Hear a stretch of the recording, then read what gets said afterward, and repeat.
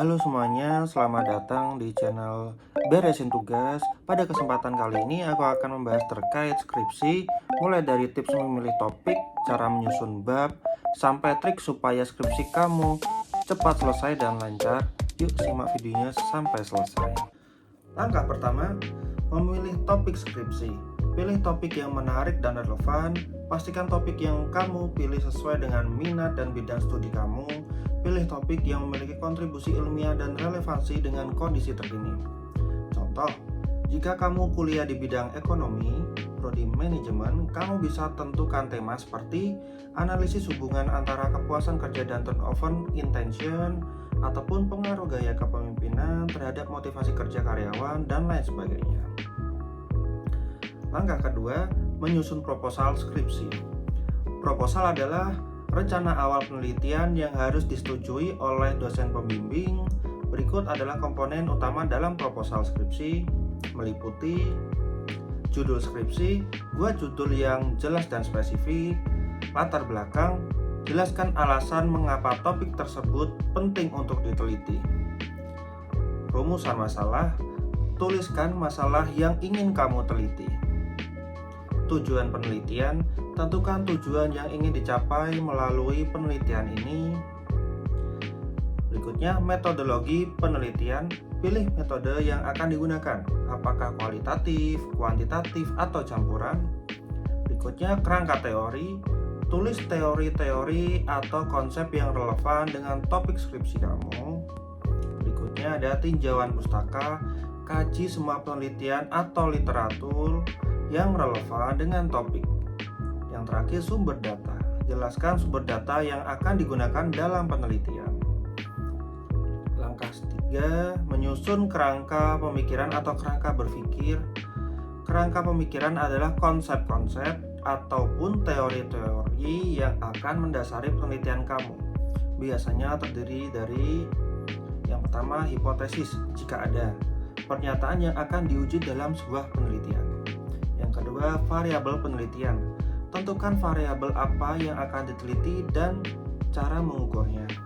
Yang ketiga, model konseptual. Buat gambaran atau diagram yang menjelaskan hubungan antar variabel. Langkah keempat, menyusun bab pendahuluan. Bab pendahuluan memberikan gambaran umum tentang topik penelitian kamu. Berikut ini adalah komponen penting dalam bab 1. Yang pertama, pasti ada latar belakang masalah. Penjelasan mendalam tentang masalah yang kamu teliti dan mengapa penelitian ini penting. Yang kedua, rumusan masalah. Tanyakan masalah yang akan dijawab oleh penelitian ini.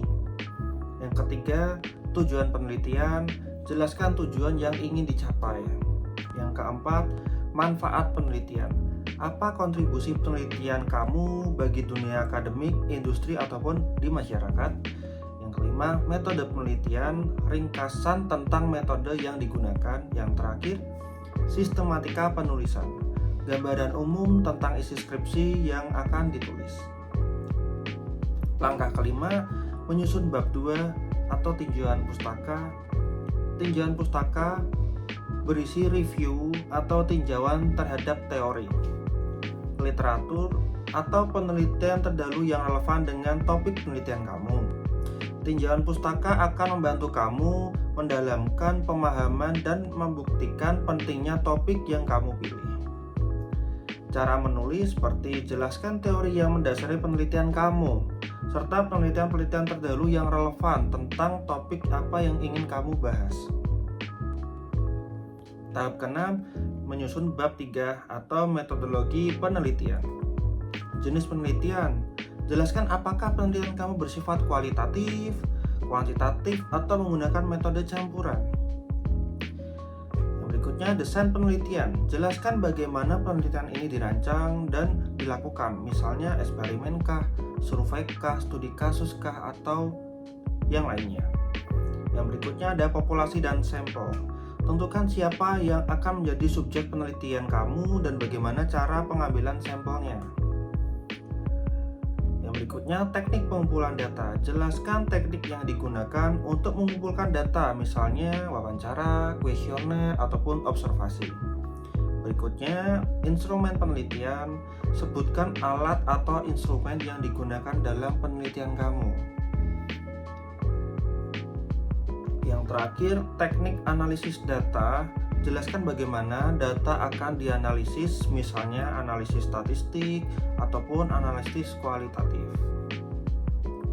Langkah ketujuh, menyusun bab 4 hasil dan pembahasan. Hasil penelitian. Disajikan hasil penelitian kamu berdasarkan data yang dikumpulkan, bisa dalam bentuk tabel, grafik, ataupun diagram. Berikutnya ada analisis data. Jelaskan dan analisis hasil penelitian kamu. Bandingkan dengan teori yang penelitian sebelumnya, apakah hasil penelitian kamu sesuai dengan hipotesis ataupun tidak. Yang terakhir, pembahasan. Berikan interpretasi dan penjelasan mendalam tentang hasil yang ditemukan. Diskusikan keterbatasan penelitian dan kemungkinan kesalahan dalam pengumpulan data.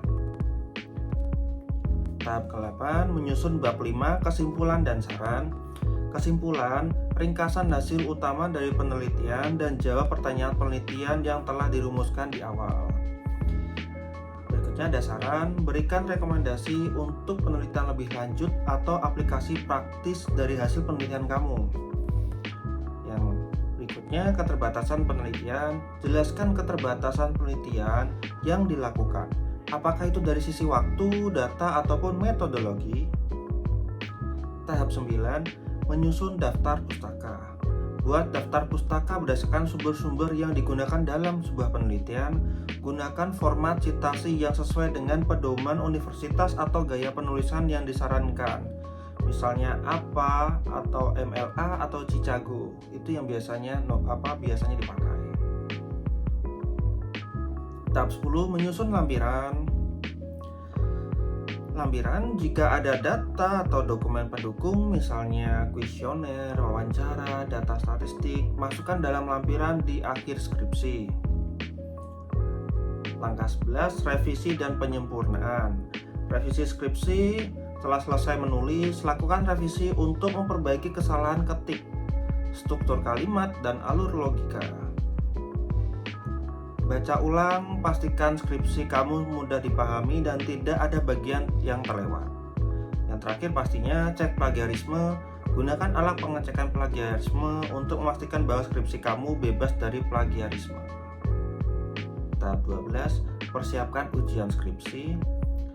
Pertama, tentunya presentasi. Persiapkan presentasi untuk ujian skripsi dengan ringkasan yang jelas tentang penelitian kamu. Yang kedua, tanya jawab. Siapkan jawaban untuk pertanyaan yang mungkin diajukan oleh penguji. Yang ke-13 atau yang terakhir, publikasi atau presentasikan hasil penelitian.